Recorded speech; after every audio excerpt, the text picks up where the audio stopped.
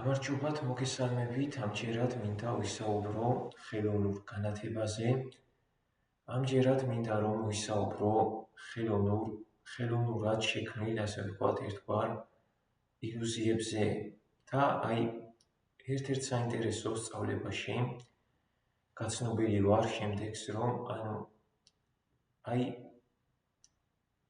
იმ ასე ვთქვათ არსებები, როგორ ვთქვა, იქო, სადაც ასე ვთქვათ, არისო, ძალიან განყენებულიო, ასე ვთქვათ, შეიძლება ითქვას, ის არსებები, ის ქმნილებები, რომლებიც ცხოვრობენ რაღაც ძალიან განყენებულ მდგომარეობაში, ასევე აგრეთვე რაღაც ძალიან განყენებულ ადგილას, როგორ ვთქვა, იქო ვერ აღწევსო, შუქიო, იქო ვერ აღწევსო, ასე ვთქვათ, მათთან ვერ აღწევს, როგორ ვთქვა რა, იმის გამო რომ მათო აქვთ ეს კავშირიო და გარკვეულიო, ვერ აღწევსო მათამდისო სინათლე, შუქი. შესაბამისად, მათო ისინიო გამუდმებითო, ასე ვთქვათო, ანათებენო ხელოვნურათო და თუ კარგად დავაკვირდებით ამ ხელოვნური განათების ცდილობებს, ჩვენ დავინახავთ ეგრეთ წოდებულ ყოველდღიურ ცხოვრებაში, როდესაც არსებები, ქმნილებები ხშირად ცდილობენ ხელოვნური განათების მიღებას სხვადასხვა საშუალებებით, სხვათა შორის მინდა ვთქვა, რომ ერთ-ერთი ასეთი საშუალება არის ალკოჰოლი, სხვათა შორის ერთ-ერთი ასეთი საშუალება არის სხვადასხვა ნივთიერებები, რომელსაც ადამიანები მოიხმარენ, და კიდევ ბევრი სხვა რამ, მაგრამ საინტერესოა შემდეგი, რომ როდესაც ჩვენ გვეკარგება განცდა იმისა, ამას რატომ ვაკეთებთ, რისთვის ვაკეთებთ, შესაბამისად, თანდათან ეს ყველაფერი გადადის უკვე ერთგვარ რაღაც ილუზორობაში, რომელიც შემდგომში, თუკი ჩვენ ამას ბევრჯერ ვიმეორებთ, თუკი ჩვენ ამას ბევრჯერ ვაკეთებთ, ეს ყველაფერი ემსგავსება ერთგვარ ინსტინქტს და როდესაც ეს ყველაფერი გადადის ინსტინქტის დონეზე, როგორც ან ჩვენ უკვე ვეღარ ხვდებით, რომ ეს ყველაფერი არის ამას რატომ ვაკეთებთ, რისთვის ვაკეთებთ და ის რაც გადასულია ინსტინქტის დონემდის, როგორც ჩანს, ეს ყველაფერი უკვე გვეჩვენება ერთგვარ სინამდვილედ. მაშინ, როდესაც ეს ყველაფერი არის შექმნილი ილუზორული რეალობიდან, რომელსაც ჰქონდა გარკვეული მიზანი, მაგრამ ეს ყველაფერი ილუზორული გახდა სწორედაც იქ, როდესაც ჩვენ დავაუწყდათ ამას რატომ ვაკეთებთ, რისთვის ვაკეთებთ. თუ დავაკვირდებით, მაგალითად, ოჯახურ ცხოვრებაშიც გამუდმებით ხდება და ოჯახში ის საჭიროც არის.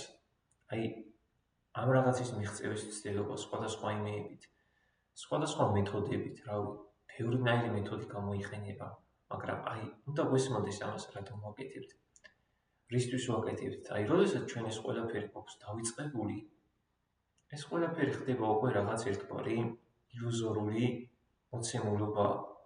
ეს ყველაფერი გადადის ილუზიაში და ეს ყველაფერი უკვე თანდათან გვეჩვენება სინამდვილედ. როგორც ჩანს, ადამიანს სხვათა შორის არსებას, ქმნილებას, რეალობის აღქმა უჩნდება იქიდან გამომდინარე, რაც უკვე გადავა ერთგვარ ინსტინქტურ დონეზე და ადამიანებს აქვთ ინსტინქტურ მამოძრავებელი ცენტრი, როდესაც ეს სხვადასხვა ილუზიები გადადის უკვე ინსტინქტის დონეზე, ეს ყველაფერი მათთვის არის უკვე რეალობა, ეს ყველაფერი მათთვის არის უკვე სინამდვილე და აქედან აღიქმება მერე უკვე, აქედან ხდება მათი რეალობის ერთგვარი აღქმა. რა შეგვიძლია გავაკეთოთ? თავადაც ვფიქრობ ამაზე, რით შეიძლება გავაუმჯობესოთ ეს ყველაფერი. ჯერჯერობით რაც არის, რასაც ვხედავ, რასაც აღვიქვავ, რასაც ვიაზრებ, ეს არის ის, რომ ვეცადოთ, რომ რასაც ვაკეთებთ, ცნობიერად ვაკეთოთ, იმიტომ რომ გვესმოდეს. რას ვაკეთებთ, რისთვის ვაკეთებთ, რის მიღწევას ვცდილობთ, მაგრამ აქ არის საინტერესო დეტალი.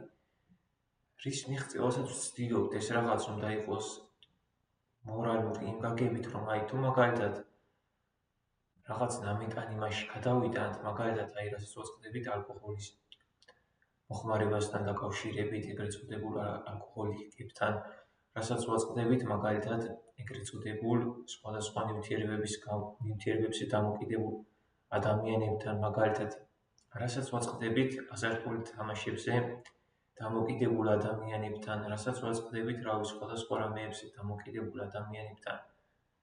აქ რა არის, ხო? ანუ მას უნდა ისმოდეს ამას, ჩვენ უნდა დავიწყოთ იმის გააზრება, თუ ამას რატომ ვაკეთებთ, ამას რისთვის ვაკეთებთ, რის გამო ვაკეთებთ. საბოლოო ჯამში მე თუ მკითხავთ, რაც ახლა ვიაზრებ, ყველა და ყოველი აკეთებს გაუმჯობესების მიზნით. საინტერესოა. და რაც უნდა წარმოადგენდეს რეალურად არსების და ქმნილების მიზანს არის ის, რომ მოძებნოს რაღაც ჰარმონიული, რაც არ იქნება, რაც არ გახდის მას, რაღაცა ისეთი იმასი. გააჩნია, მიზანსაც გააჩნია, ხო? მიზანი უნდა იყოს შედარებით ნორმალური. მიზანი უნდა იყოს შედარებით მორალური. თუ ჩვენ გვინდა მხოლოდ და მხოლოდ ვიყოთ რაღაცა ისეთი ის, რავი, ეს არ არის ნორმალური, ეს არ არის ჯანსაღი მდგომარეობა. მოდი ვთქვათ სიმართლე, ხო, ადამიანები, არსებები, ქმნილებები, რასაც აკეთებენ, ვისაც გადასდის რაღაცა იმებში, რატომ აკეთებენ? ისინი ხომ მიღებას ცდილობენ რაღაცის ამ ყველაფრისგან. ეს არის საინტერესო. გავიაზროთ ის თუ რისი მიღება გვსურს. გავიაზროთ და როდესაც გავიაზრებთ იმ ყველაფერს, თუ ჩვენ რისი მიღება გვსურს ამ ყველაფრისგან, ეს ნახევარი ნაბიჯი იქნება. მეორე ნახევარი უკვე არის, ასე ვთქვათ, ერთგვარ სამყაროსეულ კანონზომიერებებთან ჰარმონიაში ყოფნა. ასევე იმ მექანიზმთან ჰარმონიაში ყოფნა, რომელიც არსებას ქმნილებას გააჩნია, ვინაიდან რადგანაც ადამიანი და სამყარო არის ერთმანეთის მსგავსი, მაშასადამე სამყაროსეულ კანონზომიერებებთან ჰარმონიაში ყოფნა, რა თქმა უნდა, კარგად და დადებითად აისახება ადამიანზე, არსებაზე, ქმნილებაზე. ასე და ამგვარად მივედით შემდეგ გააზრებამდე, რომ პირველი არის ის, გავიაზროთ თუ რას ვაკეთებთ, რატომ ვაკეთებთ, რისთვის ვაკეთებთ, ხოლო შემდგომში არის, რომ ეს რაღაც ჰარმონიაში მოვიყვანოთ სამყაროს, ასე ვთქვათ, ერთგვარ კანონზომიერებებთან და პირდაპირ ვიტყვი ერთ რამეს, თუ ვიღაცა სურს მხოლოდ და მხოლოდ რაღაც ისე ენერგიის მიღება, ეს არ არის ნორმალური, ეს არ არის ჯანსაღი და ეს ყველაფერი, რა თქმა უნდა, გამოიწვევს და შექმნის დამოკიდებულებებს. და მეცაც გეტყვით. აზარტულ თამაშებზე დამოკიდებულებაც არის სწორედაც დასაბამისხებს იქიდან, რომ ერთხელ აქედან, როგორც ჩანს, მიიღო რაღაც ისეთი ენერგია, შეიძლება იყოს რაღაც ისეთი შთაბეჭდილება, რაღაც ისეთი აღქმა და შემდგომშიც, ასე ვთქვათ, ცდილობს ამ განწირული ცდილობებით ამ ყველაფრის მიღებას, ამ ყველაფრის მიღწევას, მაგრამ არ არის ეს ნორმალური. იგივეს აკეთებს ალკოჰოლიკი, ერთხელ მიიღო, როგორც ჩანს, ერთხელ გამოსცადა და შემდგომში ისევ და ისევ ცდილობს ამ რაღაცის მიღებას. იგივეს აკეთებს ამა თუ იმ რაღაცაზე დამოკიდებული არსება, ქმნილება, ისევ და ისევ ცდილობს მიღებას და რა საინტერესოა, ესე იგი, ახლა მივედი იმ გააზრებამდე, რომ მიღებას ცდილობს, ხო, ამ ყველაფრით, მიღებას წარმოიდგინეთ. მაშია პრობლემა. როდესაც ჩვენ გვინდა რაღაცა მივიღოთ, იმენა მივიღოთ და იმენა ვიღოთ, ეს არ არის ჯანსაღი მდგომარეობა, როგორც ჩანს. ასე რომ უნდა გვესმოდეს შემდეგი. ყველაფერს აქვს თავის დრო, ყველაფერს აქვს თავის ბალანსი და ჩვენ არ უნდა ვიყოთ ჩაციკრულები მიღებაზე. რის მიღებაზეც ჩაიციკლები, ის იქნება მერე შემდგომში, როგორ თქვა. რაც გარკვეულწილად წარმართავს და განაპირობებს შენს ქმედებებს და საინტერესოა სწავლებები მოუწოდებენ ხოლმე, როგორც წესი, რომ მარტო მიღებაზე კი არ ჩაიციკლონ, არამედ გაცემაზეც, ასე ვთქვათ. უანგარო სიყვარულზე. ეს საინტერესოა. ნამდვილად საინტერესოა.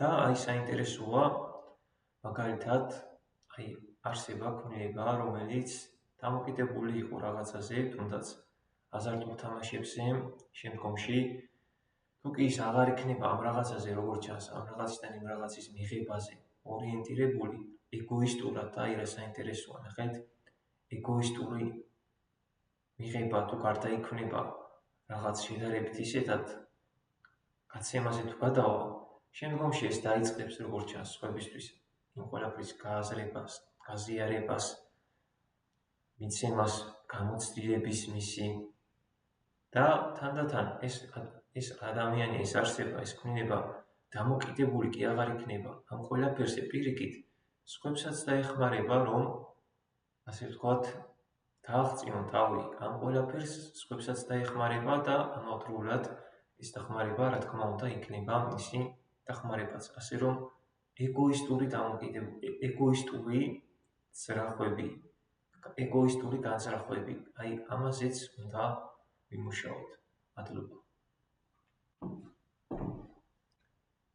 თოვფიქრეთ, აი ეგოისტური უნდა ვაქციოთ ალტრუისტულად, ასე ვთქვათ. ეგოისტური განზრახვები უნდა გარდაგვვნათ ალტრუისტულად და თანდათან დაიწყება გაუმჯობესება